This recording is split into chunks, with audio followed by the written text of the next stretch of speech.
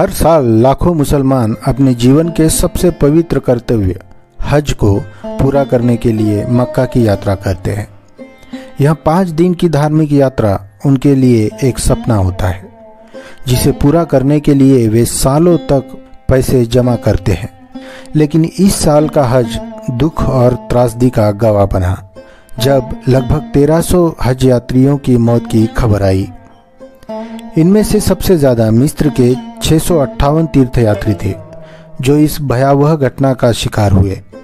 अन्य देशों के भी सैकड़ों लोग, जिनमें इंडोनेशिया के 200, भारत के 98, जॉर्डन के 75, ट्यूनीशिया के 49, पाकिस्तान के 35 और ईरान के 11 नागरिक इस साल हज के दौरान अपनी जान गंवा बैठे हैं। सऊदी अरब के अधिकारियों के अनुसार इन मौतों का मुख्य कारण तीव्र गर्मी और पर्याप्त आश्रय या आराम के बिना लंबी दूरी तक पैदल चलना था।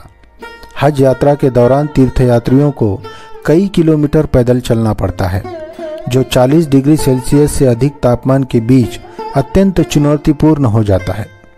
सऊदी सरकार का कहना है कि मरने वाले अधिकांश तीर्थयात्री अवैध रूप से हज पर आए थे। उनके पास आवश्यक परमिट नहीं थे। इन अवैध तीर्थयात्रियों को औपचारिक हज सुविधाएं नहीं मिलती थी। मिस्र में हज यात्रा को लेकर टूर ऑपरेटरों द्वारा किए जा रहे धोखाधड़ी के आरोप भी सामने आए हैं।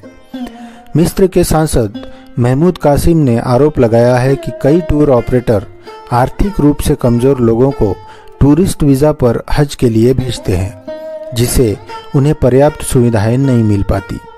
यह ऑपरेटर हज यात्रा के खर्च को कम करने के लालच में उन्हें मक्का भेज देते हैं, लेकिन वहां पहुंचने पर ये तीर्थयात्री बिना पंजीकरण के चलते औपचारिक हज सुविधाओं से वंचित रह जाते हैं। इस साल अकेले मिस्र के 658 तीर्थयात्रियों की मौत ने इस धोखाधड़ी की सच्चाई को उजागर कर दिया है। भारत, पाकिस्तान और बांग्लादेश से आए तीर्थयात्रियों की स्थिति सबसे अधिक दयनीय रही। इन देशों के नागरिकों को मक्का के पहाड़ों के बीच स्थित तंबुओं में रखा गया, जहां अत्यधिक भीड़ और अपर्याप्त वॉशरूम सुविधाओं ने उनकी हालत बदतर कर दी। एक हाजी ने अपनी आप बीती सुनाते हुए कहा, हमारे साथ जानवरों जैसा बर्ताव किया गया। एक तंबू में 800 से भी ज्यादा लोगों को रखा गया था। वहां की स्थिति इतनी खराब थी कि कुछ लोगों को वॉशरूम के बाहर ही सोना पड़ा था।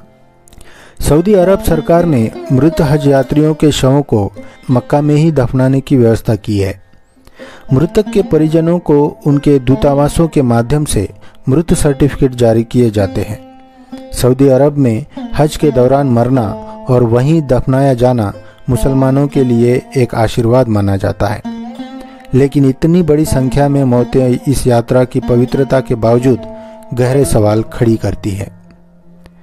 हज यात्रा के दौरान मौतें कोई नई बात नहीं है। पिछले साल इंडोनेशिया से ही 774 तीर्थयात्रियों की मौत हुई थी। 1985 में पवित्र स्थलों के आसपास गर्मी के कारण 1700 से अधिक लोगों की मौत हुई थी।